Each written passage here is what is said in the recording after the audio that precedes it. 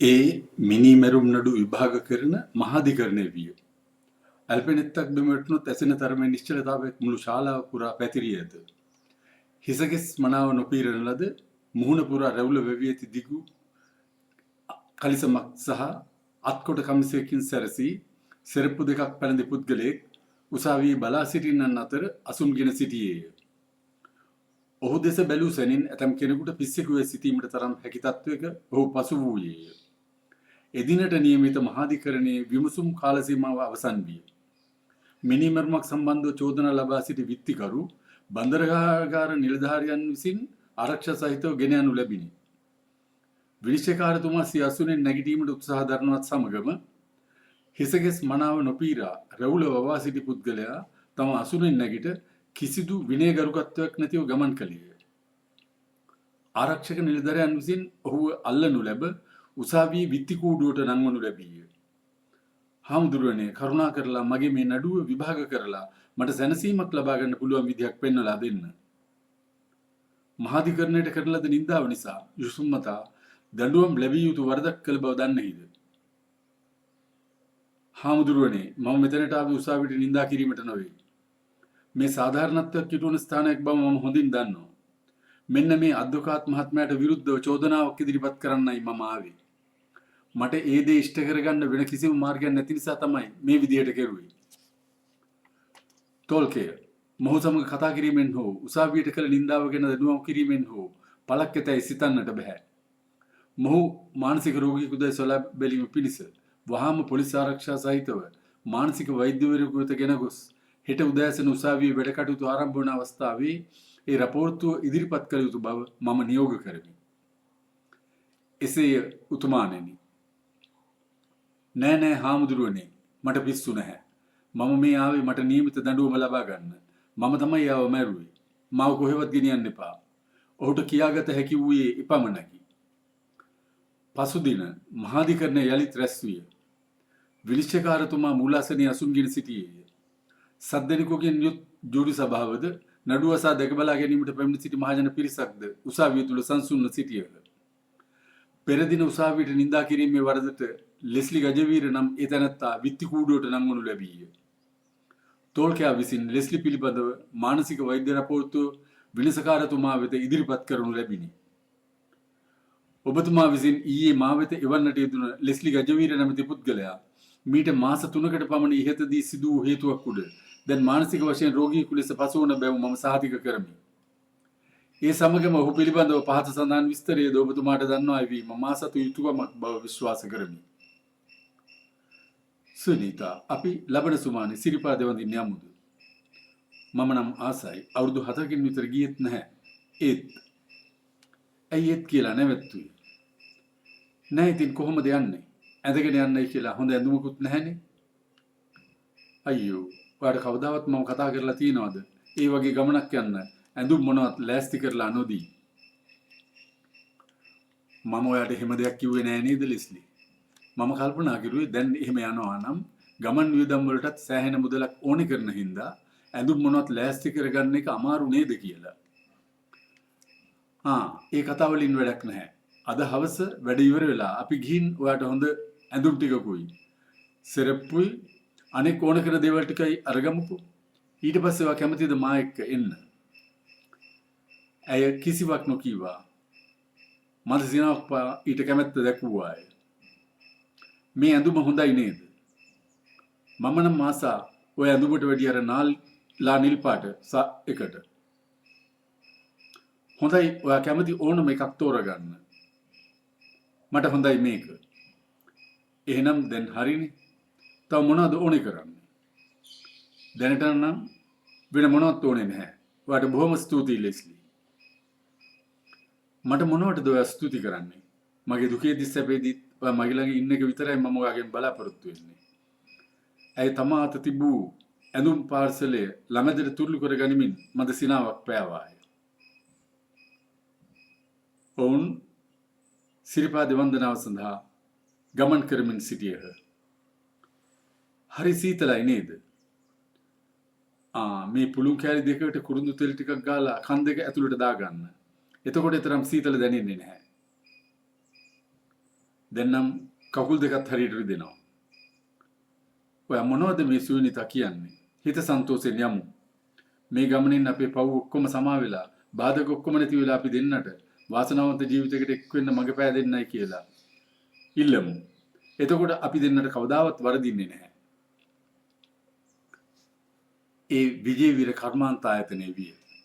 වෙලාව සවස් 5 වූයෙන් සේවක පිරිස කඩිමුඩියේ ගෙවල් බලා යාමට ආරක්ෂක නිලධාරියන් සිටි දොරටුව වෙත පැමිණියහ. මෙහෙවරෙන් උඹ තමයි අපිට මෙච්චර කල් අල්ලගන්න බැරුව හිටියේ. ලෙස්ලි ආරක්ෂක නිලධාරියන් අතට හසු වූයේය. ඔහු අත වූ කලිසම් බ්‍රිද්ද සොරකම් කරගෙන යාමට දැත් කිරීමේ චෝදනාව උඩ ඔහු රැකියාවෙන් නිරපනු ලැබිනි. ඉතින් තමුසේ මොනවටද හොරකම් කෙරුවේ? ඒක වැරදි දෙයක් බව දන්නේ නැද්ද? මානසික වෛද්‍යවරයා ඔහුගෙන් ප්‍රශ්න කළේ. මොනව කරන්නද මහත්තයෝ? හැම මාසයකම පළවෙනි සුමාන ඉවර වෙන්න ඉස්සෙල්ලා මගේ පඩි ඉවර වෙනවා. සුනිතා මට ආදරය කරනවා වගේ පෙන්නලා තියෙන බොරුවට.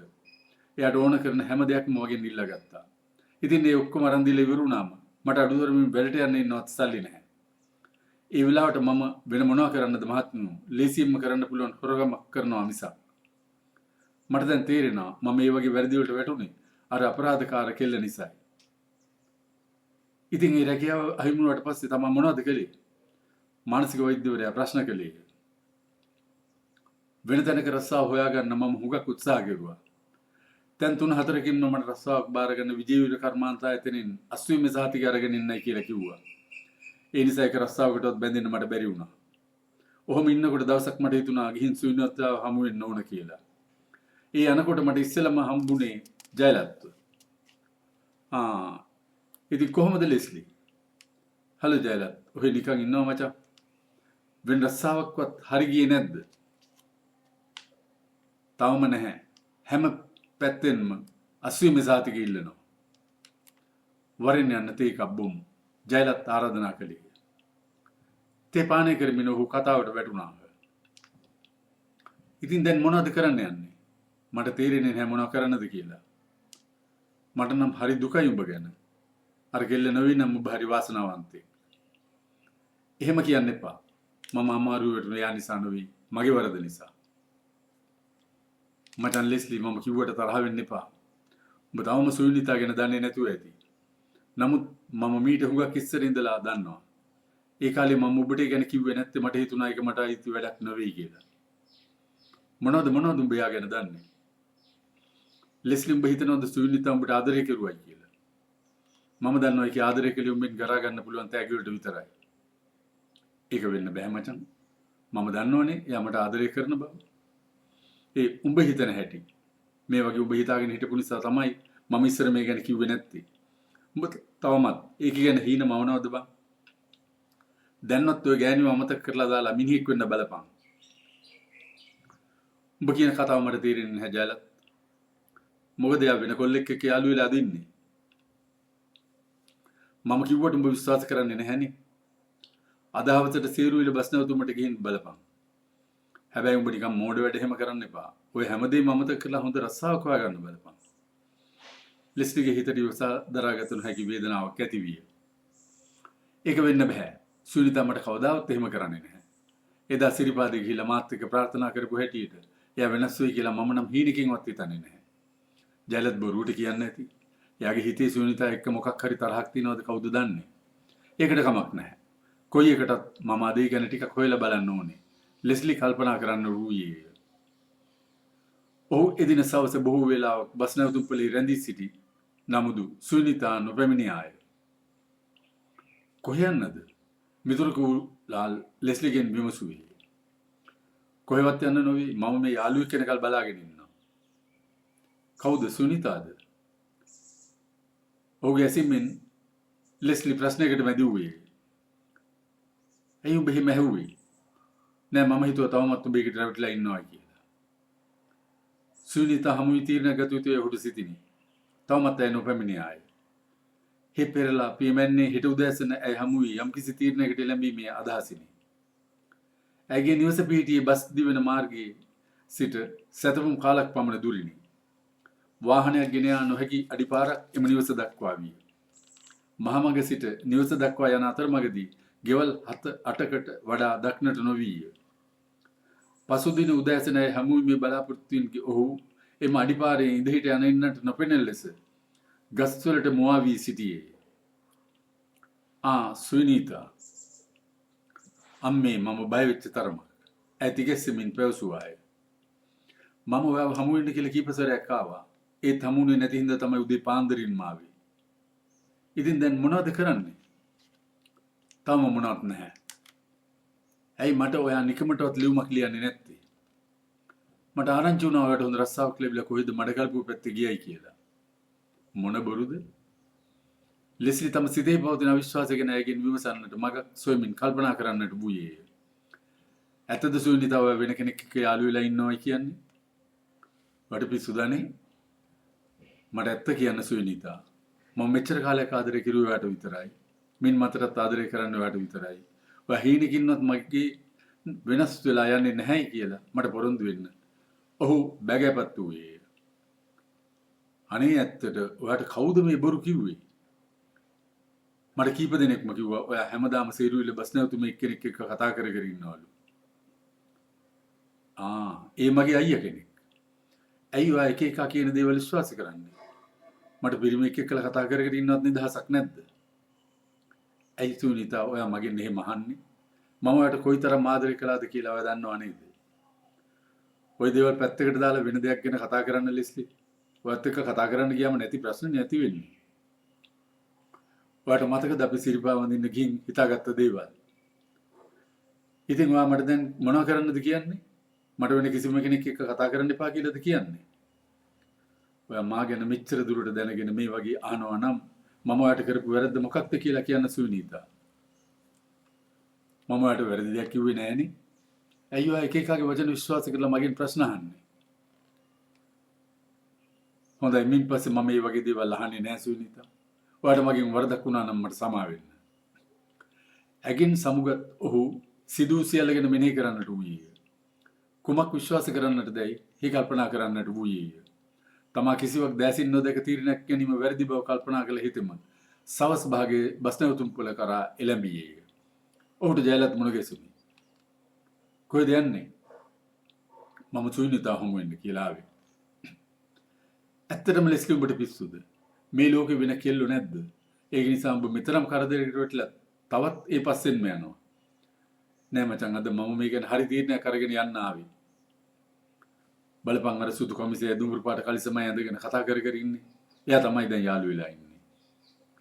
ලෙස්ලිට ඉවසා දරාගත නොහැකි වේදනාවක් ඇති විය. සුනිතා ඔහු සමග කතා කරමින් සිටි විලාසයෙන් ඇය ඔහු සමග දැඩි සම්බන්ධතාවයක් ඇති බව ලෙස්ලි තේරුම් ගත්තේ. ජයලත් වරින් අපි එතනට ගිහිල්ලෙමු. මොනවටද බං අපි එතනට යන්නේ? දැන් උඹට හොඳටම විශ්වාසයි නේද හැම දෙයක්ම? ඒක ඇත්තයි මචං. නමුත් මට ඕන කරන්නේ එයාට පෙන්වන්න මම අද මේ සිද්ධිය දැකපු බව. මම ඔබත් එක්ක එන්නම්. හැබැයි පොරොන්දුවක් පිට. ඒ මොකක්ද? එතනදී ඇත්ත රණ්ඩුවක් කරන්න යන්නේ නැති හැටියටත් එයා කතා නොකළොත් බලෙන් කතා කරන්නේ නැති හැටියටත් උඹ පෙරොන්දු වෙනවා නම්.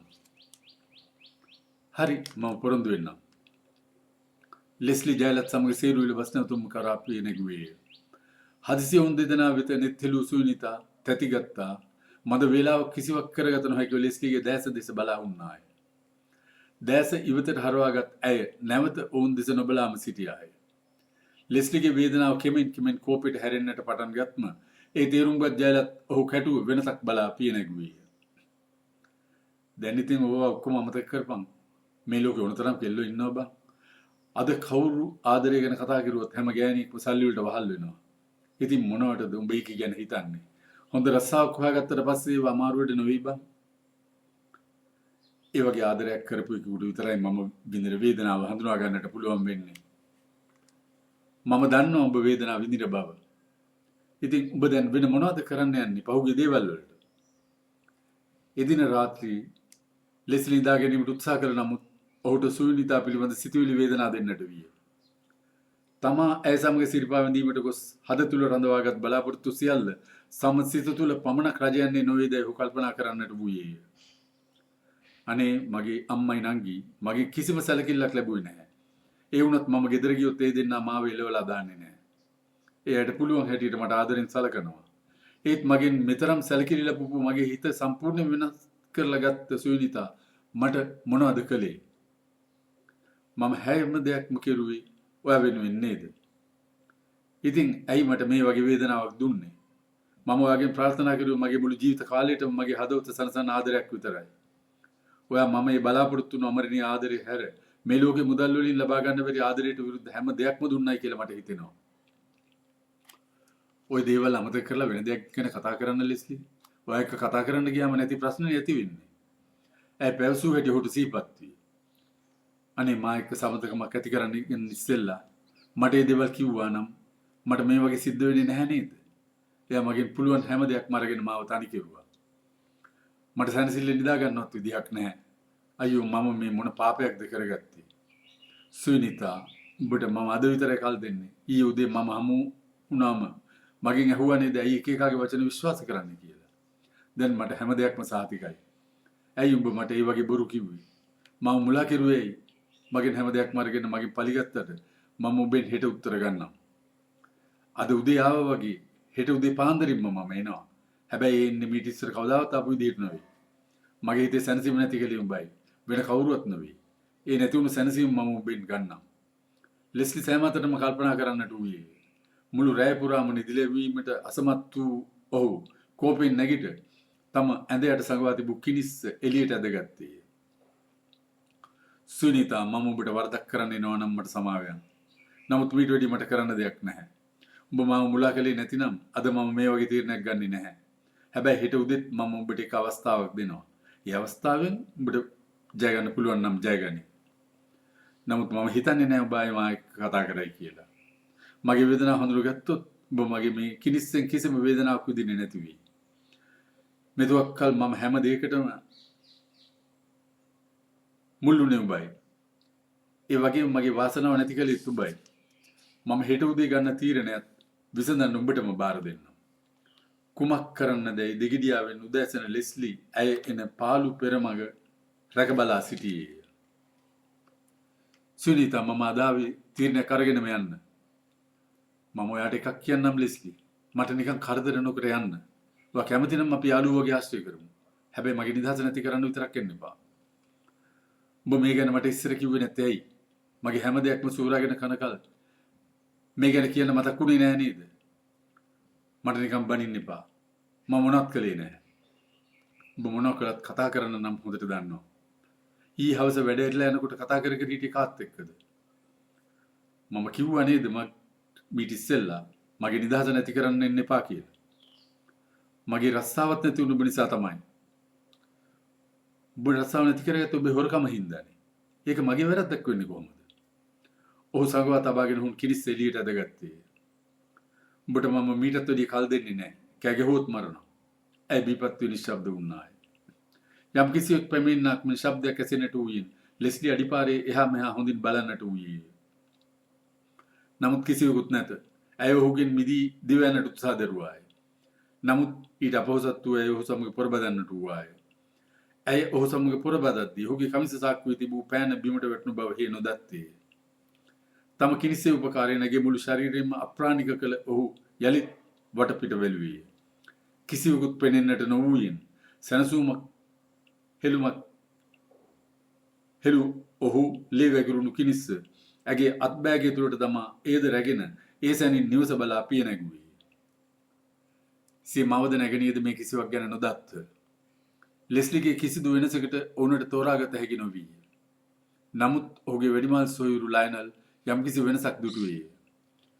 මොකද මල්ලි වෙලා තියෙන්නේ?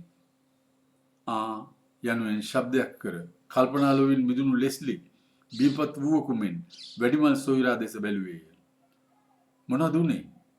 මට සමා වෙන්න අයියේ. මම අද උදේ ලොකු වැරද්දක් කෙරුවා. ඔහු සියලු විස්තර ලයනල්ට හෙළි කළේය. උඹ නම් මගේ සහෝදරයෙක් නෙවෙයි බා. මොනවටද ඔබ මේ වගේ පෞකාර වැඩක් කෙරුවේ? ඇයි අයියේ ඔයත් මට බනින්නේ? හැමෝම දකින්නේ මගේ වැරද්ද විතරයි. මම වරදට වැටුණායි කියලා කවුරුත් හොයන්න බලන්නේ නැහැ. කමක් නැහැ. උසාවියේ තීරණය මට ඉල්ලුම් ගහවත් තීන්දුව වෙනවනේ. මම කරපු වැරද්දට කවදා හරි දඬුවම් ලබන්න ඕනේ. ඒ දඬුවමින් පැනලා යන්න මට බැරි බව මම දන්නවා. ඒත් මම මේ වගේ වරදක් කෙරුවේ එයා මට කරපු වරද නිසා නේද? මල්ලි උඹ මෙතන කෑ ගහන්නේ නැතුව හිටපන්. මේ ගැන අම්මයි නංගි දැනගත්තොත් ඒගොල්ලෝ කොහොම ඉවසයිද? මම ඔබ කොහොම හරි බේරා ගන්නම්.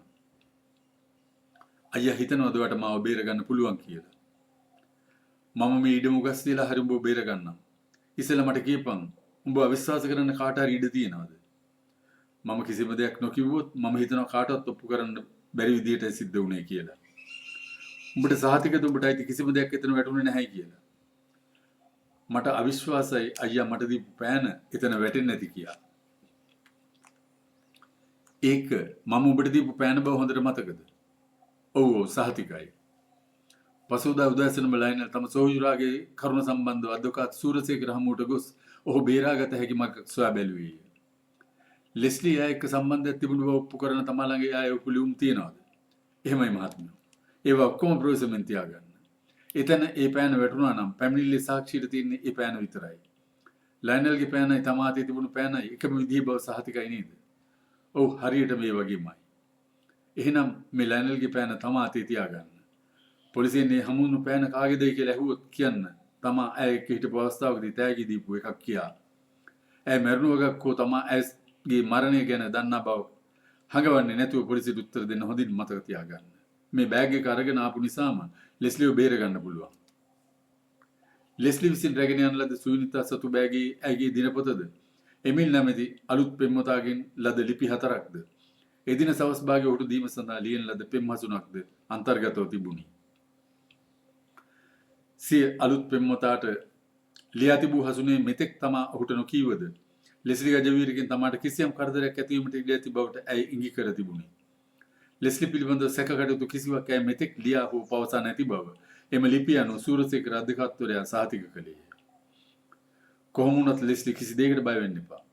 ඒ වරද තමා නොකළ බවත් ඒ ගැන කිසිවක් නොදන්නා බවත් කියන්න ඉතිරි ඔක්කොම මම කරලා දෙන්නම්. ලෙස්ලි ගජවීර ඉන්නවද?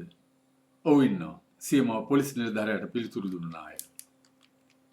අපිට පොඩි විස්තරයක් අහන්න තියෙනවා. කරුණාකරලා එන්න යමු පොලිසියට. ඔහු පොලිස් නිලධාරියන් සමග පිටත්ව ගියේ. ඔබ අඳුරන සුනිතා විමලසේන කියලා සේරුවිලි පදිංචි තරුණයෙක් ඉන්නවද? ඔව්. එයා කොහෙද වැඩ කරන්නේ? විජේවීර කර්මාන්තායතනයේ. කොහොමද එයා වඳුරන්නේ? මමත් ඒ කර්මාන්තායතනයේ වැඩ කරලා. ඒ වගේම එයත් එක්ක මගේ ප්‍රේම සම්බන්ධයකුත් තිබුණා. දැන් ඒ සම්බන්ධය නැද්ද? මට ඒ රස්සාව නැති වුණාට පස්සේ මම එයාව හමු වෙන්න ගියේ නෑ. ඒ වගේම ලියුම් ලිව්වෙත් නෑ. ලියුම් ලියලා ඒ වගේම එයාව හමු වෙන්න ගියොත් අපව සම්බන්ධය ඇති වෙන්න ඉඩ තියෙනවා. ඇත්තමද ඔය කියන්නේ? ඔව්. ඇයි එහෙම අහන්නේ? අපිට ආරංචියක් තියෙනවා මේ ඊයේ පෙරේදත් එයාව හමු වෙන්න ගියා කියලා. අපොයි නැහැ. මම කාලෙකින්, ඒ කියන්නේ මාස ගණනකින් දැක්කෙත් නැහැ. එහෙනම් මේ පෑන කාගේද? ඔය වගේ පෑන් දෙකක් මගේ ළඟ තිබිලා එකක් මම සුනිතාට තෑගි කෙරුවා. අනිත් එක මගේ ළඟ තියෙනවා. බිම් වැටි තිබු හමු පෑනේ ඇති ඇඟිලි සලකුණු පරීක්ෂා කිරීමට පොලිසිය මහත් වෙහෙසක් ගන්නාලාදී. එනමුත් ඇය ඔහු සමග පොරබදද්දී ඇගේ අතට හසු එම පෑනේ සඳහන්ව තිබුණේ ඇගේ ඇඟිලි සටහන් පමණකි. සුනිතා විමලසේන නමැති තරුණිය මරා දැමීම පිළිබඳව නඩුව මහාධිකරණය හමුවට ඉදිරිපත් කෙරුණි. පළමුව එමිල්ගේ පක්ෂයෙන් පැමිණිලා මෙහු අධිකාරිවරයා කතා කළේ. ඇත්ත වශයෙන්ම ලෙස්ලි මීටිහෙට කාලයකදී සුනිතා විමලසේන නම් මීගේ තරුණිය සමග ආදර සම්බන්ධයක් ඇති කරගෙන සිටි බව පැහැදිලියි. නමුත් අවසාන කාලයේදී සම්බන්ධකමක් පැවතුයේ එමිල් සමගයි.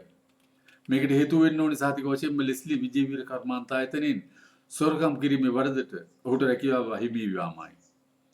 ප්‍රේම සම්බන්ධයක් පැවතුනත් තමාගේ ගෞරවය ආරක්ෂා කර ගැනීමට සුනිතා ලෙස්ලිගේ නැත් වූ බව එමිල්ට පවසා තිබෙනවා. ඒක අපි හැමෝටම පිළිගන්න පුළුවන්. දැන් දෙන්නම සේවය කළ එකම තැනක ලෙස්ලි කරපු ඒ නින්දිත ක්‍රියාවෙන් කම්පා වෙලා සුනිතා වෙනත් තීරණයක් ගත්තා. ඉතින් මෙහෙම සිදු වුණාට පස්සේ ලෙස්ලි කීප සැරයක්ම ගිහිල්ලා සුනිතාව හමු වුණු බවත්, තමාට අනුකම්පා කරලා සමාව දෙන හැටි ඉල්ලූ බවත්, ඔහු අමතක කරලා වෙනත් කෙනෙකු එක්ක සම්බන්ධකමක් ඇති කර නොගන්නා හැටියට ඉල්ලා සිටි බවත් ඇය එමිල්ට කීප වතාවක්ම කියා තිබෙනවා. මේ මිනිමෙරුම සිදුවෙන ඉස්සරින්දා හවස ලෙස්ලි සුනිතාව හමු වීමට බස් නැවතුම් වලට පැමිණි බවත්, ඒ වෙලාවේ ඇය තමා සමග කතා කරමින් සිටි නිසා ජයලත් නම් මිතුරුකු සමග වෙන පැත්තක් බලා ගිය බවත් දැන් එමිල් සාක්ෂිය තු ඉදිරිපත් කළා. නමුත් අපිට ඇත්ත වශයෙන්ම ලෙස්ලිට විරුද්ධව ලිඛිත සාක්ෂි නැහැ. කොහොම වුණත් සුනිතා ළඟ තිබූ යම් කිසි දෙයක් සොරා ගැනීම පිණිස මේ අපරාධය කළ බව අපිට පිළිගන්න බෑ. ඒ වගේම ඇගේ බෑගේ මුදල් අතින් වටිනා කිසිම දෙයක් නොතිබුණු බවත් පැහැදිලි. ඒකේ යම් කිසි දෙයක් තිබුණා නම් ඒ ලෙස්ලිට අවාසිදායක දේවල් වෙන්න පුළුවන්. එහෙම නැතුව වෙන කිසි අතකින් වටිනා දේවල් වෙන්න බෑ. සුනිතා මීගිය දැන තිබී හමු පෑන ඇයට ඇති එකක් නොවන බවත් ඒක ලෙස්ලිට අයිති එකක් බවත් විජේවීර කර්මාන්තායතන හැම දෙනෙක්ම වගේ සාක්ෂි දරනවා. ඒ වගේම ඇගේ දෙමව්පියෝ බව කියනවා සුනිතාට ඒ වගේ පෑනක් නොතිබුණේ නැති බව. ඉහත සඳහන් කරුණු අනුව මේ සිද්ධිය ඇතුළත කිසියම් අභිරහසක් ඇති බව අපි හැම දෙනාටම පැහැදිලියි. ඒ නිසා මේ පිළිබඳව පුළු පරීක්ෂණයක් කරලා ලෙස්ලි කර තිබෙන අපරාධයට නියමිත දඬුවම ලබා දීමට මම පොලිසිය සහ රාජ්‍ය පොලිසිය උපකාරය තවදුරටත් ඉල්ලා සිටිනවා. ලෙස්ලිගේ පැත්තගෙන විත්ති පක්ෂය වෙනුවෙන් සූරසේකර අධ්‍යක්ෂකවරයා කතාව ආරම්භ කළේය. දැන් පැමිණිල්ල අනුව අපිට කිසිම සාක්ෂියක් නැහැ. ඇත්තෙන්ම උන් උත්සාහ කරන්නේ ලෙස්ලි සමග ඇති පෞද්ගලික හේතුවක් උඩ පරිගන්නයි. එමිල් කියනවා සුනිතාට ලෙස්ලි කරපු කරදර අරියාදුකම් ගැන ඇය ඔහු සමග කිව්වා කියලා. එමිල් සහ සුනිතා අතර සම්බන්ධය පටන් ගත්තේ ඇත්ත වශයෙන්ම ලෙස්ලි විලක විජේවීර කර්මාන්තායතනෙන් අසුනාට පස්සේ. ඒ කියන්නේ එමිල් කියන විදිහට සුනිතා ලෙස්ලි සමග අමනාප වීමෙන් පස්සේ. සුනිතා එමිල් එක්ක සම්බන්ධතාවය ඇති කරගත්තට පස්සේ එයා ලියුම් කීපයක් ලියලා තිනවා. ඒ වගේම ඔහු ඒවට පිළිතුරු සපයලා තිනවා.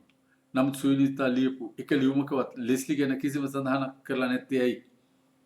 ලෙස්ලි යට තර්ජන ගර්ජන කළා නම් ඇත්තෙන් මේ වගේ දෙයක් ලිපියක ලියවෙන්නම ඕනේ නේද? ඔවුන් අතර ලිපි හෝමාරුවක් සිදු නොවුණා නම් ඒක අපිට අමතක කරලා දාන්න තිබුණා. නමුත් සහතිකවම ඔවුන් අතර ලිපි හෝමාරුව බව පැහැදිලියි. එමිල් තමාට අයගෙන් ලැබුණු ලිපි ඉදිරිපත් කරලා තිබුණා. ඇය සමග ප්‍රේම සම්බන්ධ තිබුණු බව පෙන්වන්න. ඇත්ත වශයෙන්ම සිදු වුණේ රැකියාව අහිමි වීමෙන් පස්සේ ලෙස්ලි මේ හැම දෙයක්ම අමතක කරලා දාපු එකයි. ජීවත් වෙන්න රැකියාවක් නැති කාලේ මොන ප්‍රේම සම්බන්ධයක්ද කියලා. ලෙස්ලි ඇයව හමු වෙන්න ආපු නැති නිසාත් ලියුමක් නොලියපු නිසාත් සුනිතා ඒව පැත්තකට දමලා එමිල් එක්ක යාළු වෙන්නේ නැති. ලෙස්ලි එක්කගේ සම්බන්ධයක් තිබුණු බව එමිල්ට ආරංචි වුණාම ඔහුට ලෙස්ලිගෙන් පරිගැනීමේ අදහසක් ඇති වුණා. අන්න ඒ හේතුව නිසාම ලෙස්ලිගෙන් පරිගැනීම සඳහා මේ නඩුව පවරා ඇති බව මම සහතික කරනවා. සුනිතා මරා දැමීමේ මේ කටයුතු සිදු වෙලා තියෙන්නේ මේ කිසිවෙකුට ඇගේ බෑගේ තිබුණු වටිනා දෙයක් ලබා ගැනීමට අවශ්‍ය වූ නිසා මිසක් මේ වගේ දෙයක් නිසා නොවන බව පැහැදිලියි. මේ වගේ බොළඳ හේතුවක් උඩ මිනිමැරිම සිදු වුණා නම් කොහොමවත් එයාගේ බෑග් එක ගෙන යන්න ඒ තැනට උත්සාහ දරනවා කියලා කාටවත් කියන්න බෑ.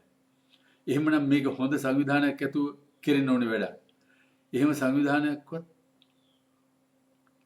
නකරුණු බවට කිසිම සාක්ෂියක් නැහැ නේද? මේ ගැන ලෙස්ලිව සැක කරන්නේ මිල් විතරයි. අඩුතරමින් නැගේ දෙමව්පියෝ හෝ ගම්වැසියෝ ඔහු ගැන සැක කරන්නේ නැහැ. ලෙස්ලි ඇය සමග ප්‍රේම සම්බන්ධයක් ඇති කරගෙන හිටියට ඒක අනවශ්‍ය තරම් දුරට නොගිය බවත් සහතිකයි. ඇගේ දෙමව්පියෝ මේ වෙනතුරා දන්නේ නැහැ සුනිතා ලෙස්ලි එක්ක සම්බන්ධතාවය පවත්වපු බව. නමුත් එමිල් සමග ඒකේ සම්බන්ධයක් තිබුණු බව ඇගේ දෙමව්පියෝ දන්නවා. ඒ කියන්නේ මාස දෙක තුනක කාලය තුල ඇතුළත වුණ දේවල්. ඉතින් අවුරුදු කීපයක් ලෙස්ලි ඇය සමග ඇති කරගෙන සිටි ප්‍රේම සම්බන්ධය ඊතරම් දුර නොගිය බවත් ඔහු ඒ ගැනම එල්බගෙන නොසිටි බවත් පැහැදිලි නේද? ඊතරම් දුරට සැලකිල්ලක් නොදක්වූ ප්‍රේම සම්බන්ධයක් නිසා ඇගේ ජීවිතය නැති කිරීමට තරම් තීරණයක් ගන්න කිසිම අවස්ථාවක් ඇති වෙන්න ඉඩ තියෙනවද? මිනිමැරුම සිද්ධ වෙච්ච තැන තිබිලා හමු වුණු දෙයකට තියෙන පෑනක් විතරයි. ඒ පෑන ලෙස්ලිගේ කියලා කර්මාන්ත ශාලාවේ හැමෝම කියනවා. ඒ වගේම සුනිතාගේ දෙමව්පියෝ කියනවා එයාට ඒ විදිහේ පෑනක් නොතිබුණු බව. නමුත් ලෙස්ලිගේ පෑන ඔහු ළඟ තියෙනවා. ලෙස්ලි ළඟ එක වගේම එක පාටින්ම පෑන් දෙකක් තිබුණු බව. ඒකෙන් එකක් ඇයට තැග්ගක් හැටියට දීපුවත් කියනවා. ඒක අපිට සාතිකවම පිළිගන්න පුළුවන්. ඒක ඇත්තෙන්ම ලෙස්ලිගේ පෑන වුණා නම් ඒකේ ඔහුගේ ඇඟිලි සලකුණු එකක්වත් තියෙන්න ඕනේ නේද? මේ කරුණ අනුව ලෙස්ලි අප සමගී අනුකම්පාව ලැබිය යුතු කෙනෙකු මිස අවිශ්වාසය කළ යුතු හෝ වරද පැවරීම යුතු කෙනෙකු නොවන බව මම සහතික කරමි. සද්දෙනෙකුගෙන් ජූරි සභාව මගින් ඒ ගැන සලකා බලන්නට යෙදුණි. ලෙස්ලිට විරුද්ධව කිසිදු ක්‍රියාමාර්ගයක් ගැනීමට සාක්ෂි ප්‍රාණවත් නොවී. අද්වොකාත් සූරසේකර මහතාගේ කතාව අනුව ලෙස්ලිගේ නිවැරදි භාවය ජූරි සභාව මගින්ද අනුමත කෙරිණි. ලෙස්ලි ගජවීර නිදහස ලැබුවේ. මොකද මල්ලි නිදාගන්නේ නැද්ද? මට නිින්ද යන්නේ නැහැ අයියේ. බලපං උඹ කරපු වරද නිසා නේද මේ ලත වෙන්නේ. ඇයි ඔය වැරද්ද කරන්න ඉස්සෙල්ලා උඹ කල්පනා කරේ නැත්තේ?